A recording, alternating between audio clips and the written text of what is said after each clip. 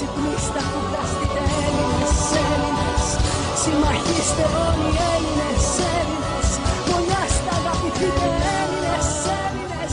Εχθρός αντισταθείτε Έλληνες.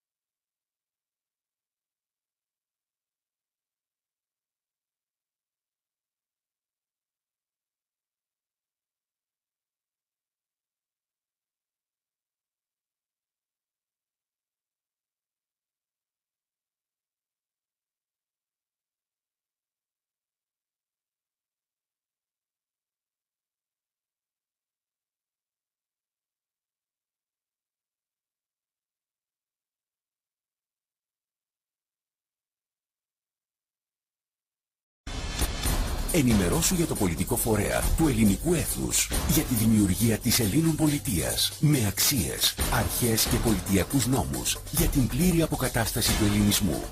Ο δρόμος για να απελευθερωθείς από τα χρέη σου σε τράπεζες, ασφαλιστικά ταμεία, εφορία, είναι εσύ. Ελλήνων Συνέλευσης. Λοιπόν, πρέπει να σας πω ότι τέτοιου είδους σκέψεις δεν οδηγούν σε εκβιασμό των άλλων, αλλά σε αυτοεγκλωβισμό.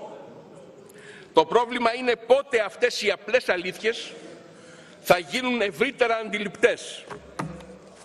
Βλέπετε τις δημοσκοπήσεις. Σας λέω λοιπόν ότι δεν αργεί η στιγμή που θα γίνουν αντιληπτές. Ελπίζω μόνο να προλάβουμε πριν προσκρούσουμε στο αδιέξοδο προς το οποίο δυστυχώς τρέχει η χώρα χωρίς φρένα. Ευχαριστώ.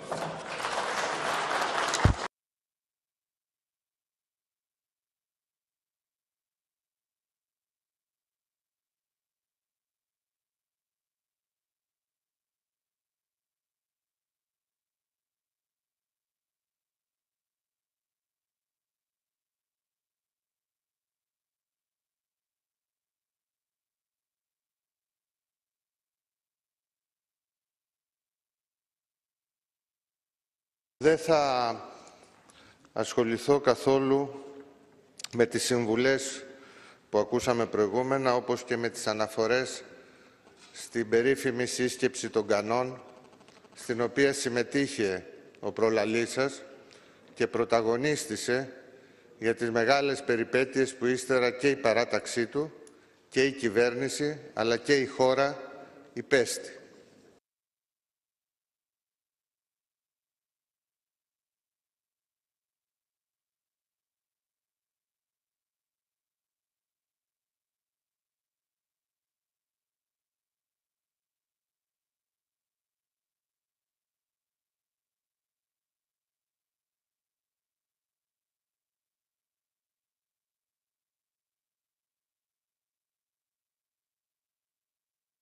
Να σας ενημερώσω ότι έχει υποβληθεί αίτημα ονομαστικής ψηφοφορίας από 17 βουλευτές της κοινοβουλευτικής ομάδας της Χρυσής Αυγής. Επίσης όμως να σας ενημερώσω ότι και κατά την κρίση της Προέδρου, σύμφωνα με το άρθρο 72 παράγραφος 1 στοιχείο 3, πρέπει να γίνει ονομαστική ψηφοφορία.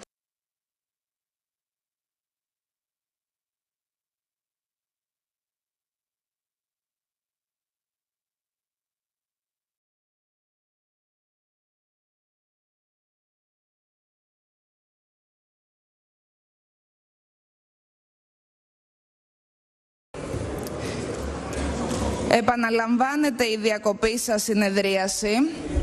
Θέλω να θυμίσω ή μάλλον να ενημερώσω ότι το άρθρο 72 παράγραφος 1 στοιχείο Γ δίνει στον Πρόεδρο της Βουλής το δικαίωμα να διεξαγάγει ονομαστική ψηφοφορία σε κάθε περίπτωση που το κρίνει αναγκαίο.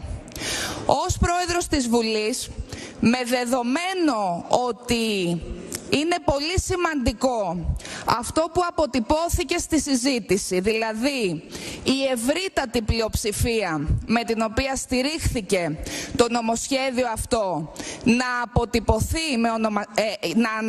αποτυπωθεί και με καταγραφή, έκρινα ότι είναι αναγκαία η ονομαστική ψηφοφορία. Από την άλλη πλευρά, επειδή διαπιστώνω ότι κάποιοι προσπαθούν να διαστρεβλώσουν αυτή την κρίση, να της προσδώσουν άλλο περιεχόμενο και ενδεχομένως έτσι να εξοικονομήσουν και λόγους για να μην ψηφίσουν, κρίνω ότι δεν είναι αναγκαία η ονομαστική ψηφοφορία. Ξυπνήστε, φανταστείτε Έλληνες, Έλληνες. Συμμαχίστε όλοι οι Έλληνες, Έλληνες. Μονιάστε, αγαπηθείτε Έλληνες, Έλληνες. Εχθρός αντισταθείτε Έλληνες.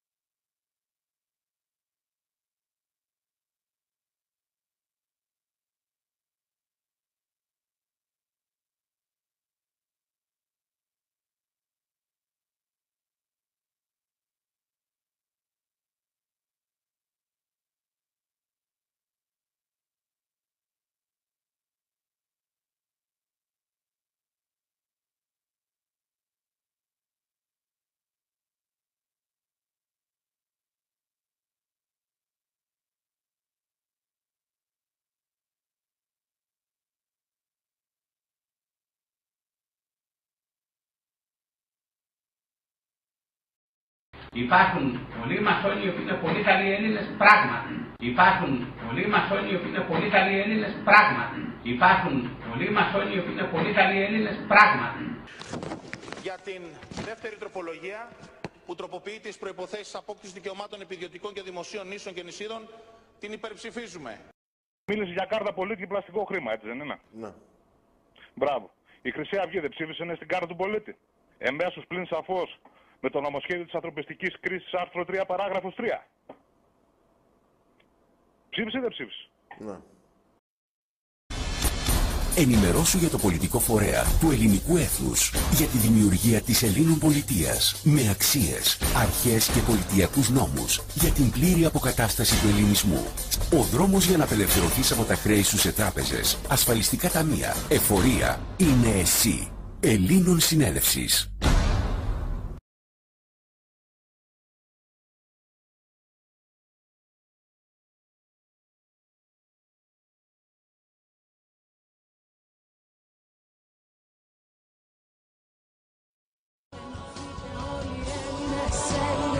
Ξυπνήστε, φανταστείτε Έλληνες, Έλληνες. Συμμαχίστε όλοι οι Έλληνες, Έλληνες.